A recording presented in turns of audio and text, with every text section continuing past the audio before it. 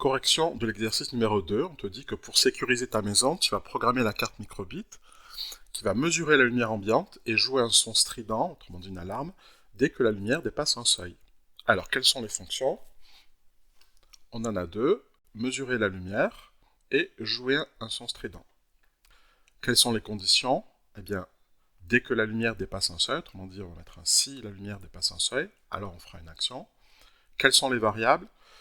Eh bien, déjà, puisqu'on doit mesurer la lumière, il faudra peut-être stocker cette valeur de l'intensité lumineuse. Donc, je vais stocker la lumière. Le seuil, je peux également le mettre dans une variable. Comme ça, je pourrais comparer les deux, la lumière et le seuil. Et puis, la valeur de la fréquence du son. Et puis également, la durée du son. Donc, voilà, 4 variables. Alors, on va commencer par, tout d'abord, la première action, c'est mesurer la lumière. Alors, si on regarde les fonctionnalités de la carte microbit, on a une fonction qui est associée au capteur d'intensité lumineuse qui s'appelle mesurer lum. Donc on peut le regarder. Tu ouvres cette feuille-là, cette feuille de bilan, et tu vois que dans ici les capteurs, tu as une fonction mesurer lum. Qu'est-ce qu'elle fait cette fonction? Elle retourne l'intensité lumineuse ambiante et elle retourne une valeur de 0 à 255. Donc puisqu'elle retourne une valeur, et du coup, on va pouvoir la stocker. Donc, on la stocke dans la variable lumière. Ensuite, on va dire que si la lumière dépasse le seuil, c'est-à-dire plus grande que le seuil, alors on va pouvoir jouer un son pendant une certaine durée. Donc, du coup, j'ai besoin de la variable son, de la variable durée, et également du seuil. Alors, comme je vais faire une mesure de lumière, je ne vais pas faire qu'une seule mesure, je vais faire une infinité de mesures, puisque la lumière, elle peut évoluer au cours du temps. Donc, je vais tout mettre dans une boucle de répétition infinie, la boucle while true. Comme ça, donc, à l'infini, je vais répéter ces instructions-là. Donc, je vais mesurer la lumière, la stocker, la comparer, et jouer le son, etc., etc.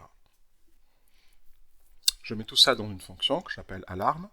Alors, les paramètres, tu vois, que sont le son et la durée, par exemple, je pourrais les mettre à l'intérieur des parenthèses ici, donc c'est ce que je vais faire. Donc voilà, je définis une fonction alarme avec des paramètres son et durée. Alors, j'ai mis un seuil de 30, mais je pourrais le changer, ça dépend de l'intensité ambiante. Voilà la fonction. Alors, j'ai rajouté aussi également dormir, faire une petite pause. Une fois qu'on a joué le son, on ne veut pas que le son dure éternellement. On fait une pause et on reprend. On reprend la boucle infinie. Alors appelons la fonction, voyons, appelons la fonction avec les valeurs 4000, c'est-à-dire 4000 Hz et 200 millisecondes. Donc qu'est-ce qui va se passer lorsque j'appelle la fonction? Eh bien, ces valeurs vont être stockées dans les paramètres son et durée. Du coup, son et durée qui apparaissent ici et ici vont avoir des valeurs qui sont 4000 et 200. Alors, est-ce que toutes les variables ont des valeurs? Alors, on a seuil qui a une valeur, lumière, alors lumière, c'est la valeur qui va être retournée par la fonction mesurer lum. Donc dès que je vais prendre mon capteur, et dès qu'il va mesurer une lumière, eh bien, il va retourner une valeur, par exemple 100. Alors on a dit que les valeurs varient de 0 à 255.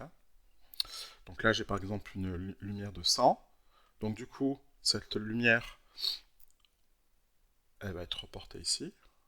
Pareil pour le seuil, la valeur de 30 est reportée. Du coup, on peut comparer les deux, 100 et 30. 100 est bien plus grand que 30, donc on a un true, c'est-à-dire c'est vrai, cette condition est vraie.